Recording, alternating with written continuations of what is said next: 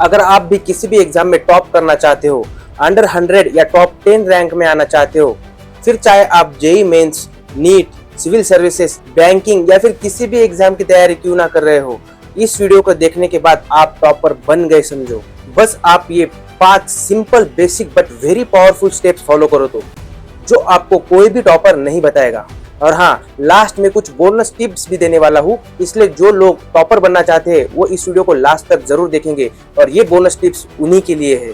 देखिए, एक एवरेज और एक टॉपर बच्चे में सिर्फ इन 5 चीजों का डिफरेंस होता है और इन्हीं 5 चीजों को लगातार अप्लाई करने के कारण एक एवरेज बच्चा टॉपर बनता है। और उन चीजों में सबसे पहला है टारगेट। देखिए, टॉपर कभी भी अंधाधुंध पढ़ाई नहीं करते, वो पहले अपने टारगेट को सेट करते हैं। फॉर एग्जाम्पल, अगर एक बच्चा नीट एग्जाम की प्रिपरेशन कर रहा है तो उसका टारगेट होगा फिजिक्स, केमिस्ट्री एंड बायोलॉजी। अब इसमें भी अगर वो बच्चा 11th स्टैंडर्ड में है या फिर just 10th board exam clear करके इस जर्नी में एंटर कर रहा है तो उसके लिए उसका टारगेट 2 साल दूर है। और वही एक रिपीटर स्टूडेंट के लिए ये टारगेट 10 महीना दूर है। अब इस एग्जाम्पल में एक एवरेज बच्चा क्या करता है, पहले दिन से ही 12 घंटे के लेक्चर्स अटेंड करने के बाद पहले दिन से ही पूरे जोश के साथ एकदम 7 से 8 घंटे पढ़ाई करने लग जाता है, सारे डिस्ट्रैक्शंस को बंद कर देता है। और ऐसे चलते कुछ महीनों के बाद इस बच्चे का फ्यूल खत्म हो जाता है और फिर जब एग्जाम्स 10 या 15 दिन दूर होती है तब ये बच्चा मोटिवेशनल वीडियो देखने लग जाता है। अब यही एक टॉपर बच्चा क्या करेगा, वो शुरू से ही सिर्फ 1 घंटा पढ़ेगा। मतलब अगर 8-10 घंटे कोचिंग के छोड़ दो तो उसके बाद 1 घंटे में वो उन सारे लेक्चर्स के नोट्स या फिर उन टॉपिक्स को एक बार उसे ओवरलुक कर लेगा, मतलब एक बार उसे पढ़ लेगा। और बस उसके बाद वो अपने गेम्स खेलेगा, दोस्तों के साथ, फैमिली के साथ अपना टाइम बिताएगा और शुरू से ही वो एक भी डिस्ट्रैक्शंस अवॉइड नहीं करेगा और बिंदास रात को 10 बजे सो जाएगा और फिर से सुबह अपनी कोचिंग चला जाएगा।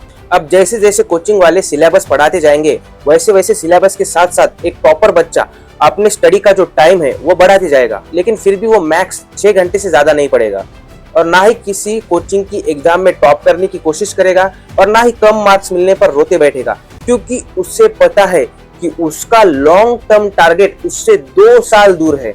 और उस लॉन्ग टर्म टारगेट को पाने के लिए ये अपने डेली के जितने भी शॉर्ट टर्म टारगेट है बस उन्हीं पर अपना फोकस करेगा और उसी को कंप्लीट करने की कोशिश करेगा। मतलब इसके सबकॉन्शियस माइंड में तो ये बात पता है कि उसका टारगेट 2 साल बाद है, लेकिन उसका पूरा जो ध्यान है वो अपने डेली 24 आवर्स, एक दिन के जो भी जितने भी टारगेट्स है उसे पूरा करने में होता है। और यही होता है टारगेट का असली मतलब और इसे कहते हैं स्मार्ट स्टडी, जो टॉपर अच्छे से जानता है। और यही पर एक एवरेज बच्चा गलती करता है। तो अब आप एक पेपर पर अपना लॉन्ग टर्म टारगेट लिखिए, उसका टाइम स्पैम लिखिए और उसे बस वही छोड़ दीजिए।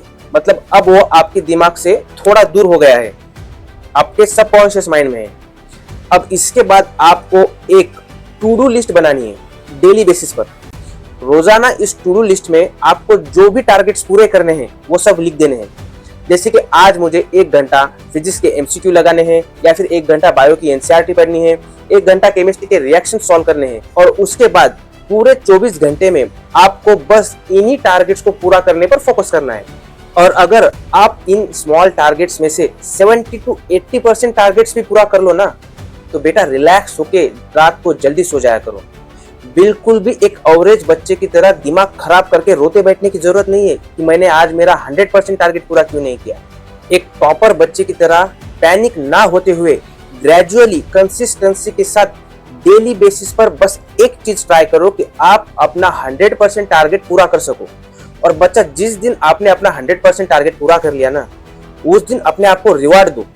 जो भी एक्टिविटी आपको पसंद है वो एक्टिविटी करो, जो खाना पसंद है वो खाना खाओ। और इसी से हमारी सेकंड स्टेप निकल आती है पेशेंस एंड कंसिस्टेंसी। अपने लॉन्ग टर्म टारगेट्स को दिमाग में रखते हुए अपने डेली के शॉर्ट टर्म टारगेट्स को पूरा करते जाओ और हर दिन अपना एक बेटर वर्जन बनाते जाओ। और देखिए, ये सारी चीजें एकदम से नहीं होगी, आपको स्लोली कंसिस्टेंसी के साथ अपने टारगेट्स पर फोकस करते हुए इन चीजों को फॉलो करते जाना है। ऐसा करने से कुछ ही महीनों के बाद आपको एक डेली बेसिस पर स्टडी करने की आदत लग जाएगी और इसी से आपका मोटिवेशन बना रहेगा।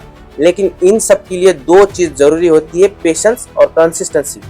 और जब आप इन दोनों चीजों के साथ अपने लास्ट मंथ में पहुंचोगे, जब आपकी एग्जाम 10-15 दिन दूर या 1 महीना दूर होगी, तब आपके अंदर फ्यूल बना रहेगा और वहां पर आपको अपने आप को एक इग्निशन देना है, मतलब एक स्पार्क देना है कि अब उस महीने में आपको सारे रिकॉर्ड्स तोड़ देने हैं आपके स्टडी के। क्योंकि अब तक आप बस ग्रेजुअली प्रोग्रेस कर रहे थे, लेकिन उस महीने में आपको जब भी टाइम मिले उस टाइम बस स्टडी करनी है और ऐसा करने से ही आप एक टॉपर बन पाओगे। जहां एवरेज बच्चा इस महीने में आकर लुढ़क जाता है, होप्स खो देता है, मोटिवेशनल वीडियो देखने लग जाता है, आप अपने आप को एक बेस्ट वर्जन बना चुके होंगे और आपका यही बेस्ट वर्जन आपको दिन में 12 से 14 घंटे पढ़ाई करने के लिए हेल्प करेगा, क्योंकि अब तक आपके माइंड को इन सब चीजों की आदत हो चुकी होंगी। Third step, distraction, procrastination and flexibility. इसे एक एग्जांपल से समझते हैं। देखिए, एक बच्चा है रमेश नाम का, वो क्या करता है, ये डिसीजन लेता है कि कल सुबह 6 बजे उठकर वो पढ़ाई करेगा और अलार्म लगा के सो जाता है। अब कल सुबह जब अलार्म बजता है, ये बच्चा उसे बंद करके फिर से सो जाता है और उसकी आंख खुलती है 8 बजे और फिर 8 बजने के बाद वो पूरा दिन ये रोते बैठता है कि यार मुझे 6 बजे उठना था, अब तो 8 बज चुके हैं, अब मेरी पढ़ाई नहीं होगी, अब मुझे पढ़ना ही नहीं है।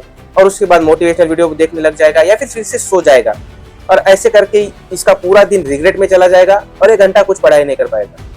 अब एक और स्टूडेंट है सुरेश नाम का, वो क्या करता है, वो भी यही सब करता है और सुबह 8 बजे उठ जाता है, लेकिन वो अपना दिमाग खराब ना करते हुए 8 बजे पढ़ाई करने बैठ जाता है और थोड़े बीच में ब्रेक्स लेकर दिन भर में 8 घंटे पढ़ाई कर लेता है। और यही डिफरेंस है एक टॉपर बच्चे में और एक एवरेज बच्चे में। हम सभी लोग डिस्ट्रैक्ट होते हैं, लेकिन एक एवरेज बच्चा जहाँ डिस्ट्रैक्शन को पकड़कर रोने लग जाता है, एक टॉपर बच्चा डिस्ट्रैक्ट होने के बाद रोते हुए नहीं बैठता, बल्कि अपने आज के काम को कल पर ना टालते हुए वो तुरंत एक्शंस लेता है और आज का काम आज ही खत्म करता है, क्योंकि उसके लिए अपने टू डू लिस्ट के जो शॉर्ट टर्म टारगेट्स है उसे पूरा करना ज्यादा इंपॉर्टेंट है एज कंपेयर टू सुबह उठकर अपने फिक्स टाइम पर या फिर अपने फिक्स शेड्यूल को फॉलो करते हुए फिक्स टाइम पर स्टडी करना। और यही आती है फ्लेक्सिबिलिटी, जो एक टॉपर की पहचान होती है। वो अपने माइंड को फ्लेक्सिबल रखता है, उसे रिजिडिटी की तरह सिर्फ एक शेड्यूल फॉलो करते हुए स्टडी नहीं करता। क्योंकि देखिए, हम इंसान हैं, आप कितना भी प्रॉपर शेड्यूल फॉलो क्यों ना कर लो, हम उसे 100% फॉलो नहीं कर पाते और जब ऐसा हम नहीं कर पाते तब हमें रिग्रेट होने लग जाता है, गुस्सा आने लग जाता है, दिमाग खराब होने लग जाता है और इसके कारण ना अच्छे से पढ़ाई कर पाओगे और ना ही कभी टॉपर बन पाओगे। इसलिए अपने अंदर फ्लेक्सिबिलिटी को लाओ और उसके बाद देखो, आपको टॉपर बनने से कोई नहीं रोक सकता। अब हमारी फोर्थ स्टेप, रिवीजन।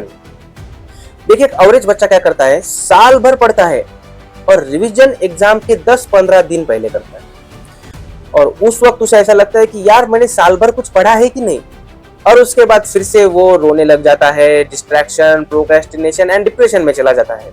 लेकिन अब ये टॉपर क्या करेगा, वो डेली बेसिस पर बस 15 मिनट में एक हाथ टॉपिक को रिवाइज करके ओवरलुक करेगा और ऐसे 15 मिनट के पूरे दिन में 6 से 8 सेशन करेगा और ऐसे करते करते एक साल भर में इस बच्चे का जो पूरा सिलेबस है वो 4 से 5 बार रिवाइज हो जाता है।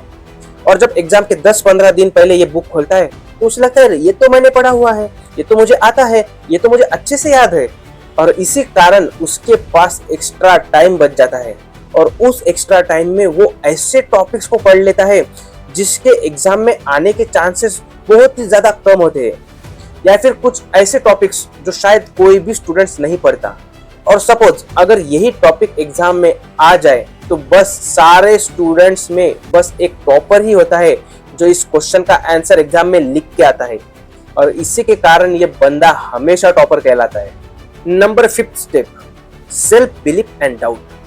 देखिए, एक टॉपर बच्चा कभी भी अपने आप पर डाउट नहीं करता कि उसने जो पढ़ा है वो उसे एग्जाम में याद आएगा कि नहीं आएगा, बिकॉज उसे अपने आप पर पूरा भरोसा होता है कि उसने जो पढ़ा है वही एग्जाम में आएगा और उसने हर चीज को इस तरह से पढ़ा है कि एग्जाम में याद ना आने का तो कोई सवाल ही नहीं होता। और यही होता है सेल्फ बिलीफ।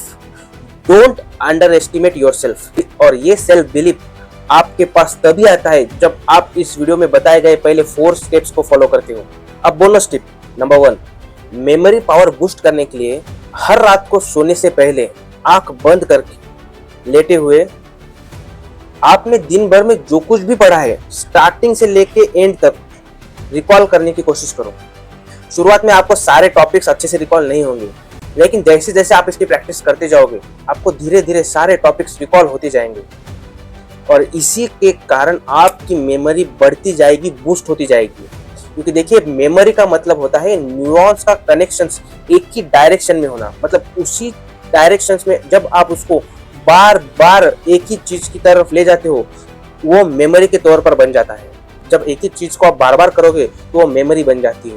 फॉर एग्जाम्पल, अगर आप किसी रास्ते से स्कूल जाते हो या फिर कॉलेज जाते हो तो वो रास्ता आपको हर दिन ऐसे एग्जैक्ट ऐसा देखने की जरूरत नहीं होती। आप बिंदास गाड़ी चला लेते हो क्योंकि आप डेली बेसिस पर उसी रास्ते पे जाते हो, आपको पता है कहाँ खड्डा है कहाँ खड्डा नहीं है। इसलिए ये टेक्निक इस्तेमाल करो और इससे गारंटेड आपकी मेमोरी बूस्ट होगी। नंबर 2, देखिए, एक ही टेक्स्ट बुक का इस्तेमाल करो और एक ही टीचर से पढ़ो। एक ही टॉपिक के लिए 3-4 पब्लिकेशंस की बुक्स पढ़ने की कोई भी जरूरत नहीं होती। एक अच्छा सा टेक्स्ट बुक डिसाइड करो और उसी टेक्स्ट बुक को साल भर पढ़ो, हो सके तो उसी टेक्स्ट बुक को 3-4 बार पढ़ो। Number 3, start practising anulom vilom and bhastrika pranayama.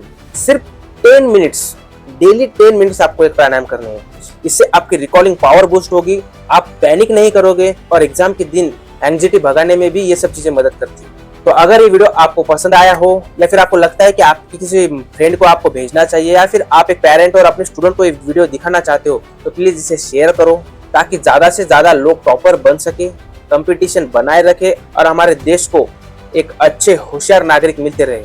Stay strong, stay healthy.